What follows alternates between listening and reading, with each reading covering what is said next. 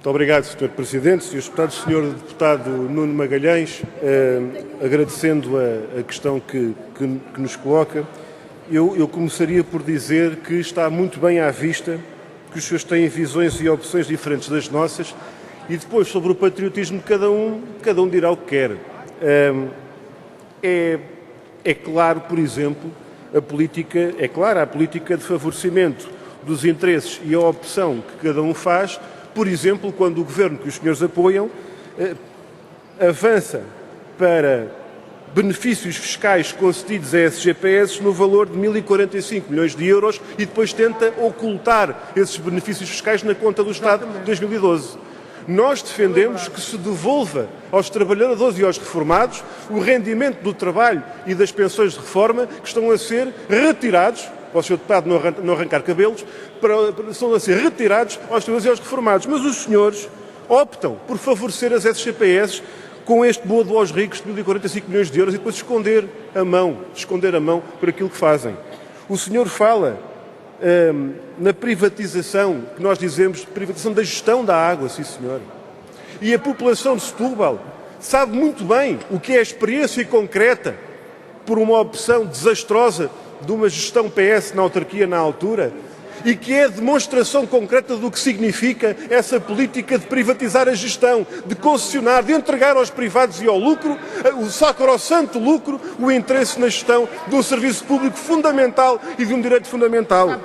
Em relação à Costa da Caparica, Sr. Deputado, o assunto é demasiado grave para fazer o humor negro, mas eu quase diria que os senhores só não enfiam a cabeça na areia porque não há areia.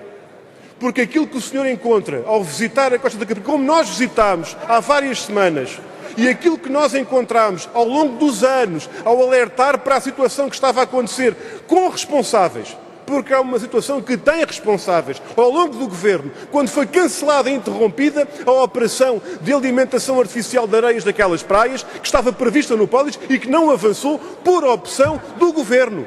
E não está certamente o Sr. Deputado à espera que a Câmara Municipal ou qualquer autarquia vá pegar em dragas e em cargueiros e vai encher as praias de areia. Portanto, a responsabilidade concreta que o Poder Central tem que assumir nesta matéria, ainda agora está para confrontar a maioria e o Governo, e os senhores terão uma palavra a dizer seguramente daqui por uns dias, quando nós trouxermos a esta Assembleia a situação dramática que está a ser vivida pelas populações, pelos comerciantes, pelos apoios de praia, pelos equipamentos turísticos, pelos agentes daquela zona que estão confrontados com a situação dramática de não se saber o que vai acontecer já este ano em relação àquela situação. E muito tem feito a Câmara. Tinha-lhe feito muito bem, Sr. Deputado, estar presente como nós estivemos no encontro que a autarquia realizou com a população, com os agentes locais de desenvolvimento, em que esta matéria foi amplamente discutida e, portanto, Sr. Deputado, pode crer que também nesta matéria está à vista que as opções e as visões são muito diferentes, porque o interesse que se defende é profundamente diferente entre a opção ideológica que os senhores assumem e a nossa. Muito obrigado.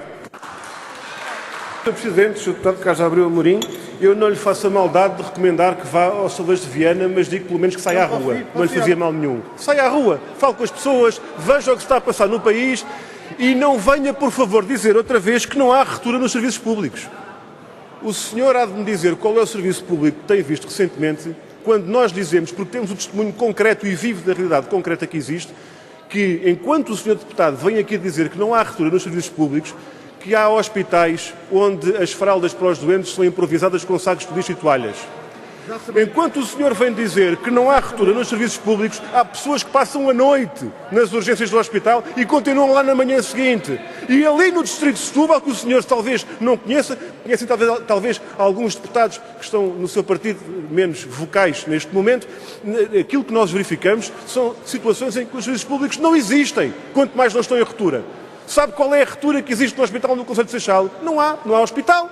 Aquilo que nós defendemos ao longo dos anos é que haja uma resposta, um incremento, um investimento nos serviços públicos e não o encerramento que os senhores estão a promover, quer ao nível da saúde, quer ao nível da educação, quer ao nível da própria justiça, com o encerramento de tribunais que os senhores agora promovem e com a desgraduação de tribunais também ali no distrito de Setúbal, que oportunamente teremos aqui a ocasião de discutir. A desgraduação de tribunais também com aquilo que está a acontecer. E quando o senhor fala em Portugal reabilitar-se financeiramente, eu pergunto se está a falar dos 9,4 mil milhões de euros de riqueza destruída que consegue apresentar com orgulho da gestão deste governo nos últimos 3 anos. É que nós estamos a falar de uma recessão acumulada de 5,8%, Sr. Deputado.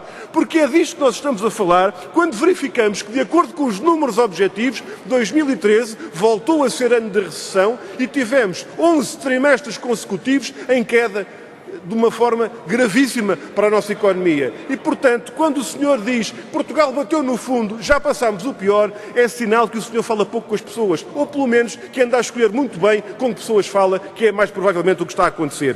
Nós falámos e falamos com os pescadores, com os agricultores, com os reformados, com os jovens e, nomeadamente, até com os jovens imigrantes, na Polícia de Setúbal com que falámos. E aquilo que verificamos e aquilo que trazemos aqui e damos voz na Assembleia da República a essa realidade concreta é que, na vida real, no terreno, não só numa região, mas de norte a sul do país, há um povo e há trabalhadores que lutam, que defendem os seus direitos e que defendem o interesse nacional contra esta política de desastre que o Governo e a maioria estão a tentar impor ao país. Muito obrigado, Sr. Presidente, Sra. Deputada Mariana Aiveca, obrigado também pelas questões que coloca. E como nós temos vindo a afirmar, a região de Setúbal e o distrito de Setúbal têm um enorme potencial para o desenvolvimento e o progresso, não apenas ao nível regional, mas a nível nacional. E como nós temos vindo a afirmar, há todo um potencial de contribuição que a região de Setúbal e o seu distrito apresentam e reivindicam, de contribuição para o desenvolvimento nacional, de defesa e aposta no aparelho produtivo, de apoio à investigação e à ciência como um dos principais polos a nível nacional, com o potencial que tem a nível da indústria, mas também das pescas e mesmo na agricultura, na qualidade dos produtos regionais, mas também pela estratégia integrada de desenvolvimento territorial que está consolidada e que deve ser aplicada e deve ser seguida e não contrariada e esmagada como tem sido pelo Poder Central ao longo destes anos.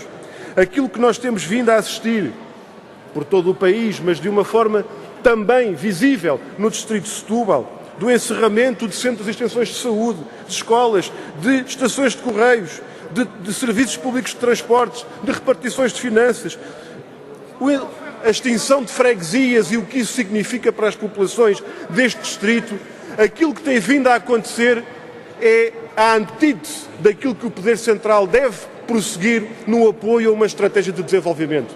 Quando nós verificamos em relação, mais uma vez, a esse exemplo do que se está a passar na Costa da Caparica, em relação ao que se está a passar nas comunidades pescatórias da Costa, Fonte da Telha, Trafaria, de Sesimbra, de Sines, aquilo que está a acontecer neste momento é a asfixia dos setores produtivos, a asfixia do aparelho produtivo nacional, quando a opção é o sacrossanto poder financeiro, porque quando se diz que não se pode negar nem um cêntimo aos agiotas e aos especuladores que têm a dívida na mão e que por essa via querem ter o país na mão, o que nós dizemos é que esses interesses económicos e financeiros estão claramente a viver acima das nossas possibilidades. E aquilo que nós precisamos é, de uma vez por todas, de uma inversão de políticas que promova o desenvolvimento regional integrado, o desenvolvimento nacional, o emprego com direitos, o direito dos trabalhadores e do povo, mas acima de tudo com uma política patriótica e de esquerda que torne possível a concretização de todos estes objetivos. Muito obrigado.